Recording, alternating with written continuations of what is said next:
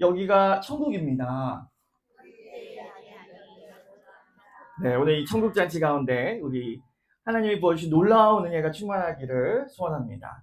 오늘 이 잔치에는요, 영화교회 우리 성도님들 외에도 20여 명의 손님들이 우리 초대되어서 같이 오셨어요. 근데 그 중에는 뭐 오랜 친구나 가족의 손을 잡고 오신 분도 계시고, 그리고 뭐 이웃의 초대로 그 영화도 보고 우리 밥 한 끼 먹자라는 말에 같이 오신 분들도 계신 줄 압니다. 이처럼 우리 각자가 다 다른 상황과 다 다른 이유로 이곳에 오게 되었지만 동일한 것 하나가 있습니다. 그것은 오늘 이 시간이 결코 우연이 아니라는 것입니다. 많은 사람들이 인생의 모든 순간들이 우리의 선택으로 이루어진다라고 생각을 하지만 하나님은요, 우리 인생 가운데 계획을 두시고 하나님의 주권으로 인도하시는 그런 시간들이 있습니다. 그 시간들은요, 특별히 이 예수님에 대해서 듣게 하시고 그리고 만나주시는 그런 시간인데요.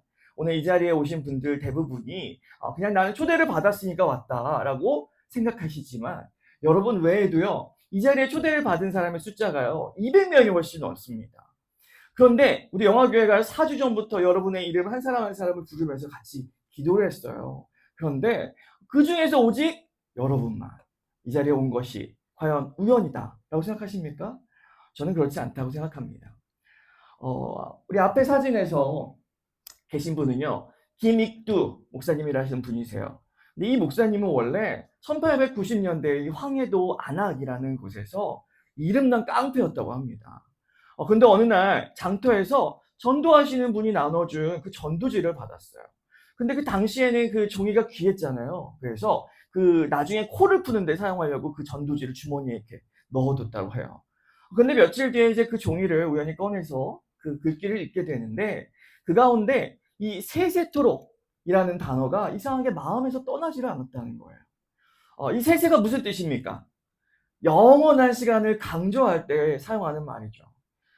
그래서 김익두 목사님은 그 영혼의 의미를 알기 위해서 교회를 찾아가셨고 오늘날 우리 한국교회에서 기억되는 훌륭한 목사가 되어서 수만 명의 사람들을 주님께 인도하게 되었습니다. 코 풀려고 받은 한 장의 종이, 그것이 그 사람에게는 우연이었지만 하나님께는 계획이었어요. 오늘 우리 전도잔치의 초대장도요, 수백 명에게 보내졌지만 오늘 오직 여러분만 이 자리에 오시게 된 것, 이건 역시 우연이 아닙니다. 여러분을 여기까지 부르시려고 하나님은 그 친구, 그리고 그 가족, 그 이웃을 통해서 여러분에게 보내주셨어요. 그래서 오늘 여러분이 이 자리에 앉아 계신 것은 여러분을 사랑하시고 오랫동안 기다려 오신 하나님의 초대입니다. 그래서 세상은 그것을 우연이라고 부르지만 성경은 그것을 은혜라고 부릅니다. 뭐라고 부른다고요? 은혜. 우리 예레미야서 31장 3절 우리 같이 한번 읽겠습니다. 시작. 옛적에 여호와께서 나에게 나타나사 내가 영원한 사랑으로 너를 사랑하기에 인자함으로 너를 이끌었다 하였노라. 아멘. 하나님은 우리를 영원한 사랑으로 사랑하셔서 우리에게 영원한 구원을 주시려고 우리를 이끄시는 분이십니다.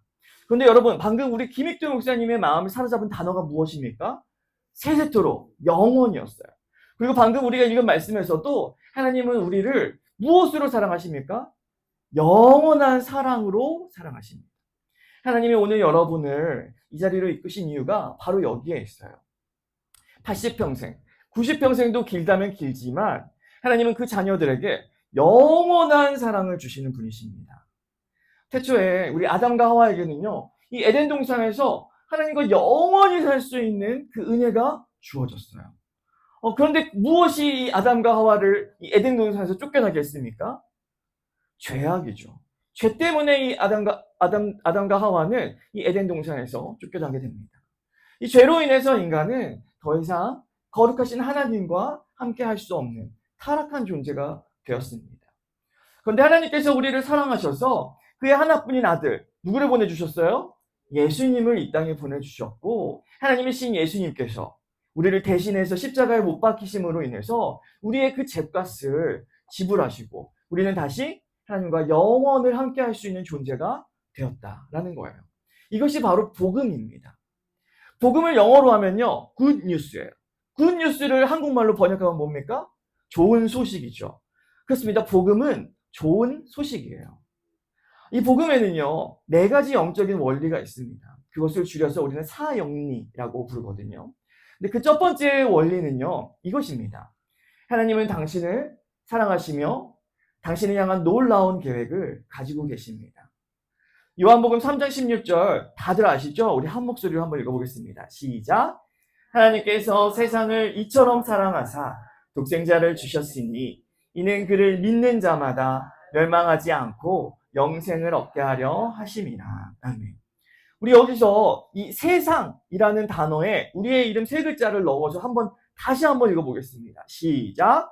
하나님께서 정요한을 이처럼 사랑하사 독생자를 주셨으니 이는 그를 믿는 자마다 멸망하지 않고 영생을 얻게 하려 하심이라.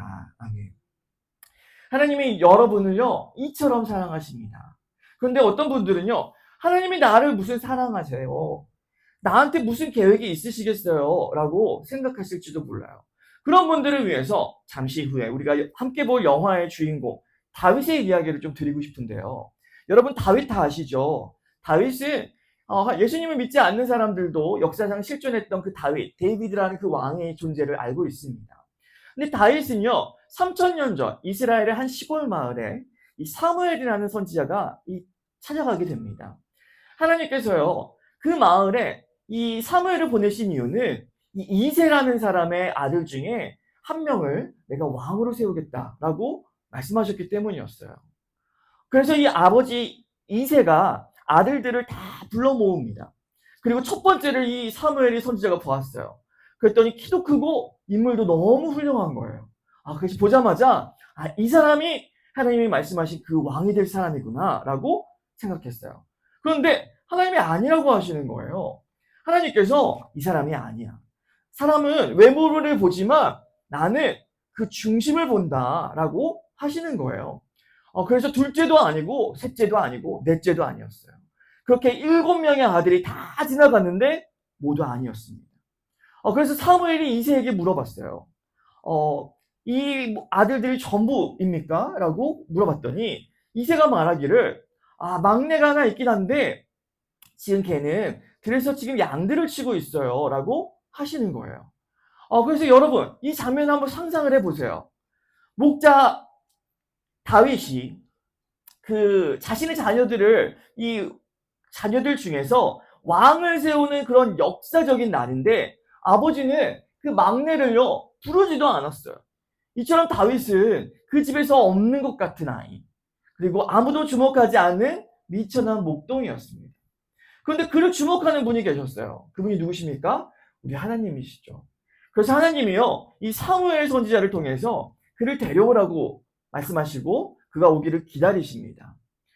아무도 주목하지 않았던, 그리고 그 한 사람을 하나님은 주목하시고, 그리고 그를 하나님의 나라를 세우는 왕으로 부르시는 이야기가 바로 오늘 우리가 함께 볼 다윗의 이야기입니다. 그래서 오늘 다윗의 이야기는요, 우리의 이야기이기도 한 거예요. 다윗을 주목하셨던 그 하나님이 우리에게도 말씀하시는 거예요. 내가 너를 지었고 들판에서 홀로 너가 외롭게 양을 치고 당했던 그 고난과 그리고 너가 흘렸던 그 눈물들을 내가 보았어. 그리고 지금도 내가 너를 그 영원한 사랑으로 사랑한다 라고 말씀하시는 분입니다. 그리고 하나님의 그 사랑에는요 계획이 있어요. 다윗을 위해서 잔치를 멈추고 그 사람들이 기다렸듯이 오늘 이 천국잔치도요 여러분 한 사람 한 사람을 위해서 준비된 그런 잔치입니다. 하나님의 계획은요 여러분의 그 남은 날들 그리고 그 너머의 영원까지 그 책임지시는 것입니다. 그런데 여기서 질문이 하나 생기죠. 하나님이 나를 그렇게 지금까지 사랑하셨으면 왜 나는 지금까지 그 사랑을 느끼지 못했을까? 라는 생각이 듭니다. 그 답은요 두 번째 영적인 원리에서 우리가 찾을 수 있습니다. 두 번째 영적인 원리는 사람은 죄에 빠져서 하나님을 떠났습니다. 로마서 3장 23절 우리 같이 한 목소리로 읽겠습니다. 시작. 모든 사람이 죄를 범하였음에 하나님의 영광에 이르지 못하더니. 아멘. 여러분, 죄라고 하면 어떤 생각이 드세요? 남의 것을 훔치는 것, 그런 것들을 우리는 죄라고 하죠. 근데 나는 남의 것을 훔친 적도 없고 나는 법 없이도 살 수 있는 사람인데 라고 생각하실 수 있어요. 그런데 성경이 말하는 죄는요, 이 세상에서 감옥에 가야만 하는 그런 죄만 말하는 것이 아닙니다. 나를 만드신 하나님을 잊어버리고 하나님의 말씀이 아니라 내 마음대로 살아온 것, 그것이 성경이 말하는 죄의 뿌리입니다. 그리고 이 죄의 삭은 사망이라고 하나님은 분명히 말씀하고 계세요.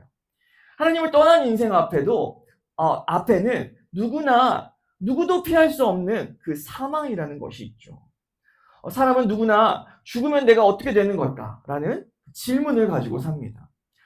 근데 이 질문이 얼마나 무겁고 불안했으면 인류는 저마다 그 거짓 대안을 만들어냈어요. 불교는 뭘 말합니까? 죽으면 환생이 있다고 말을 해요. 그 죽으면 끝이 아니라 다시 태어나고 이 생에서 다 하지 못한 것들을 다음 생에서 풀 수 있다라고 말을 합니다. 그리고 천주교는 연옥을 말하죠.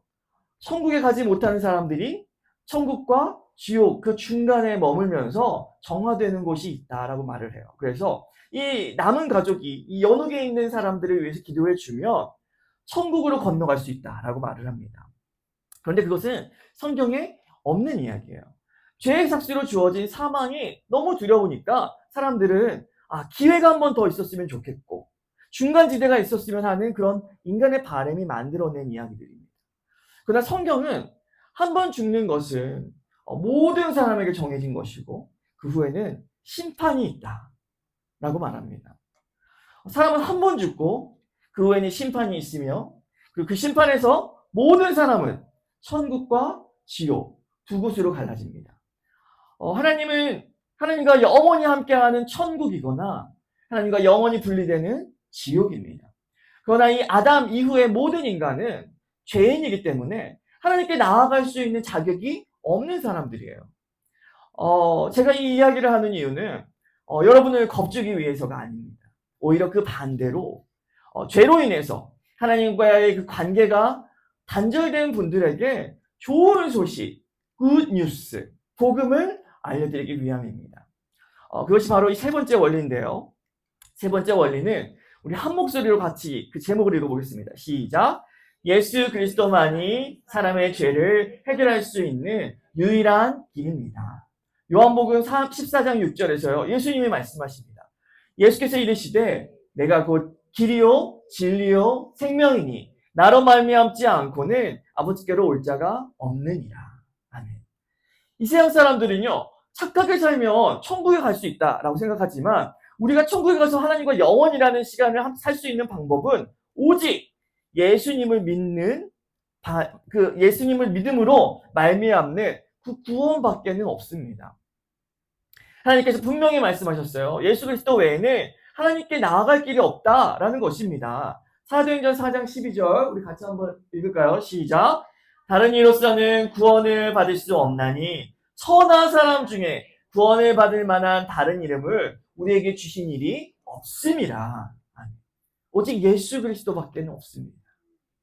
예수님은 하나님의 아들이신 하나님이세요. 그 하나님께서 죄 가운데 떠나버린 우리를 다시 찾기 위해서 이 낮고 낮은 땅으로 직접 내려오셨습니다.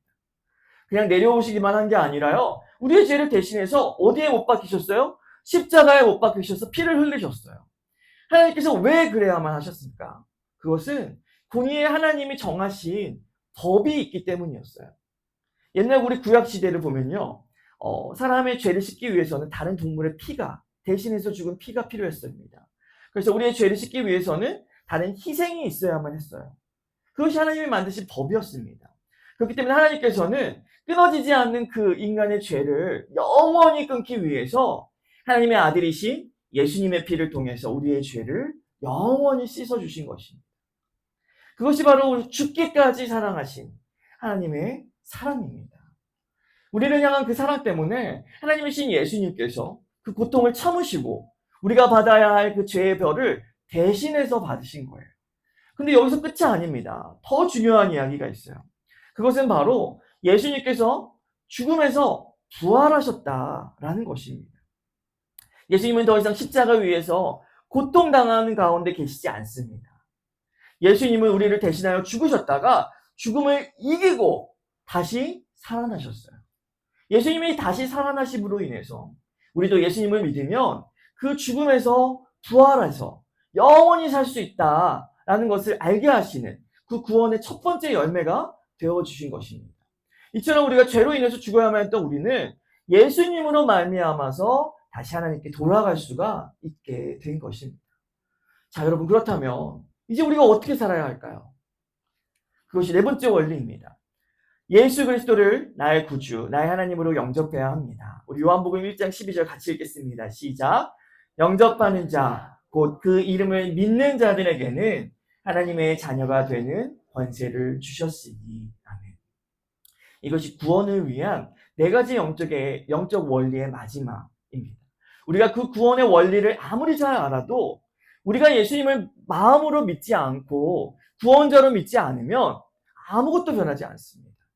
그러나 우리가 오늘 이 예수님이 나의 구원자이시며 그 하나님의 아들이신 것을 우리의 입술로 고백한다면 오늘 우리는 그 영원한 구원을 얻게 되고 영원한 하나님의 자녀가 된다라는 것입니다. 예수님을 나의 구주로 영접한다라는 것은 이제 내가 내 인생의 주인공으로 사는 것이 아니라 예수님을 내 인생의 주인으로 모시고 살아가는 것을 의미합니다. 오늘 이 자리에 우리가 모인 것은 결코 우연이 아니다라고 말씀을 드렸습니다. 하나님께서 오늘 이 날을 미리 예배하시고 저와 여러분의 그 입술로 예수님이 우리의 구원자 되심을 고백하게 하시려는 그런 아름다운 계획이 있었습니다. 여러분이 그 계획의 주인공이신 것을 믿으십니까? 아멘. 다시 한번 물어보겠습니다. 믿으십니까? 아멘. 그러면 이 시간에 우리가 믿음의 고백을 기도로 함께 드릴 텐데요. 먼저 우리가 두 손을 가슴에 이렇게 모았으면 좋겠어요. 두 손을 가슴에 모아주세요. 그리고 눈을 감아주시기 바랍니다. 이제 제가 기도문을 읽을 텐데요. 제가 읽으면 저를 따라서 그 기도문을 읽어주시면 됩니다. 같이 기도하겠습니다. 살아계신 하나님 아버지, 저를 이 자리에 부르시고 하나님의 사랑을 들려주시니 감사합니다. 하나님, 저는 지금까지 제 뜻대로 살아가며 죄를 지은 사람이었습니다. 하지만 하나님은 저를 포기하지 않으시고 독생자 예수님을 이 땅에 보내주셨습니다. 저는 오늘 믿음으로 고백합니다. 예수님은 하나님의 아들이시며 저를 위한 구원자이십니다. 예수님은 저의 죄를 대신해 십자가에 죽으셨고 다시 살아나셔서 지금도 살아계신 왕 중의 왕이십니다. 이제 저는 예수님을 제 마음에 모시고 저의 주인으로 구세주로 모시기를 원합니다. 저의 죄를 용서해 주시고 하나님의 자녀로 삼아주세요. 앞으로의 삶을 주님께 맡깁니다. 하나님의 말씀을 따라 살고 교회 안에서 함께 자라가게 해주세요. 오늘 이 고백을 진심으로 드리며 예수 그리스도의 이름으로 기도합니다. 아멘. 여러분, 이 기도는 믿음이 없이는요 절대로 말할 수가 없는 기도예요. 어떤 사람들은 아무리 노력해도 되지가 않는 기도입니다. 근데 여러분의 입술이 움직였다라는 것은 그 고백을 드릴 수 있었다라는 것은 하나님께서 여러분의 죄를 용서하시고 그 구원을 허락하셨다라는 것을 의미합니다. 우리에게 구원을 허락하신 하나님께 우리 영광의 박수 올려드릴까요? 감사합니다. 우리가 이제 마지막으로 이제 찬양 함께 할 텐데요. 이 찬양은 한국뿐만 아니라 우리 전 세계적으로 가장 유명한 찬양이 아닐까 생각합니다. 지금 흘러나오고 있는 이 찬양의 제목 다 아시죠? 나 같은 죄인 살리신, 영어로는 Amazing Grace, 놀라운 은혜입니다. 여러분 이 찬양을 만든 사람 누군지 아십니까? 존 뉴턴이라는 사람이에요. 근데 이 사람은요, 지금으로부터 약 270년 전에 이 아프리카에서 사람들을 잡아다가 배에 싣고 막 돈을 받고서 노예로 팔던 그런 나쁜 사람이었어요. 그런데 어느 날 그가 탄 배가요, 바다 한가운데에서요, 큰 폭풍을 만나게 됩니다. 배가 부서지고 물이 차오르는 그 죽음의 순간에 이 존 뉴턴이 난생 처음으로 하나님을 찾았어요. 그리고 그는 기적처럼 살아났습니다. 그날 이후에 그의 인생이 어떻게 됐을까요? 완전히 바뀌었습니다. 그는요, 노예선에서 내려와서 목사가 됐어요. 그리고 영국에서 노예제도를 폐지하는 일에 앞장서는 사람이 되었습니다.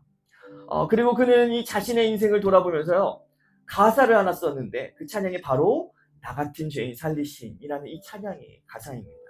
우리가 이 시간 이 찬양을 하나님께 드릴 때 이 찬양의 가사가 우리의 고백이 되도록 우리가 마음을 다해서 하나님께 우리가 이 찬양을 올려드리도록 하겠습니다.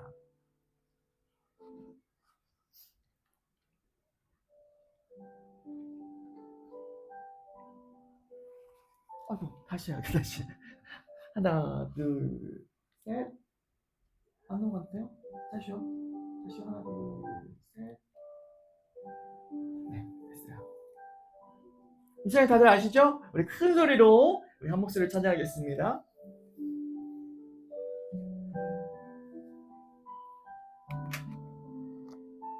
나 같은 죄인 살리신 주님의 은혜에 놀라워. 나 같은 죄인 살리신 주의 놀라워.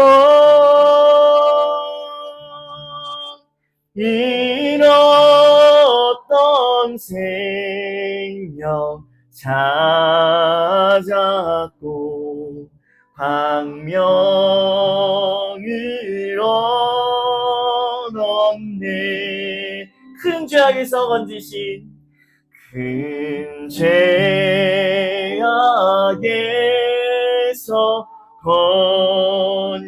건지신 주의 고마워. 나 처음 믿은 그 시간 귀하고 귀하다. 이제껏 내가 산 것도 주님의 은혜라. 또 나를 장차 본향에 인도해 주시리.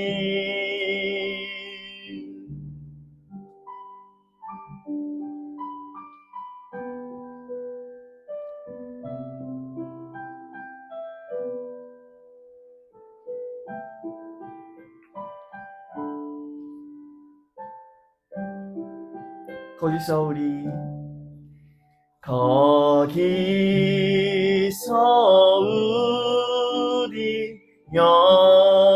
영원히 주님의 은혜로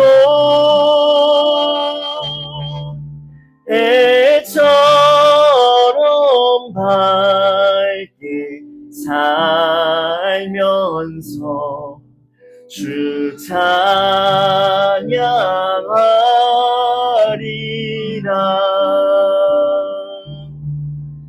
애처럼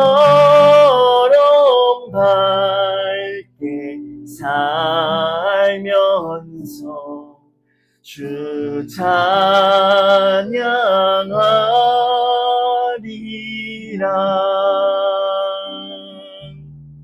아멘. 기도하겠습니다. 영원한 사랑의 하나님, 오늘 이 자리에 나온 한 사람 한 사람을 하나님께서 오래전부터 보고 계셨고 오늘 이 자리에 부르셨음을 믿으며 감사를 드립니다.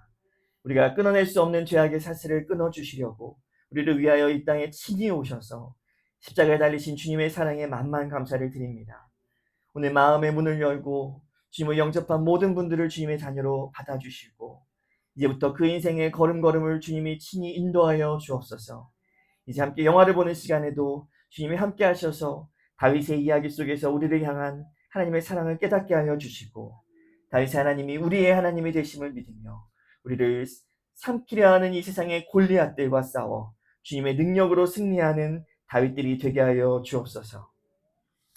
이제는 우리를 죽기까지 사랑하셔서 대속하신 예수 그리스도의 크신 은혜와 우리에게 하나뿐인 아들을 보내사 참된 사랑의 본을 보이신 성부 하나님의 지극하신 사랑과 지금도 우리와 함께 하시며 세상 끝날까지 인도하시는 성령 하나님의 보호하심이 이 자리에 모인 우리 모두의 삶 가운데 충만하기를 주님의 이름으로 축원하옵나이다.